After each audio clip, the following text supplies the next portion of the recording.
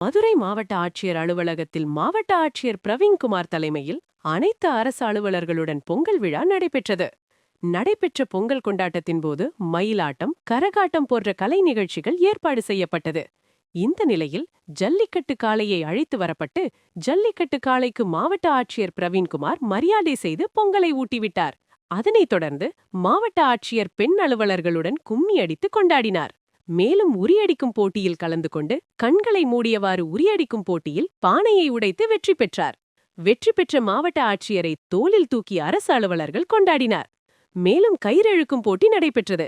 மாவட்ட ஆட்சியர் பிரவீன்குமார் மற்றும் அமைச்சர் தரப்பு மற்றும் மாவட்ட வருவாய் அலுவலர் அன்பழகன் தலைமையில் இரு அணிகளாக கயிறெழுக்கும் போட்டியில் கலந்து கொண்டனர்.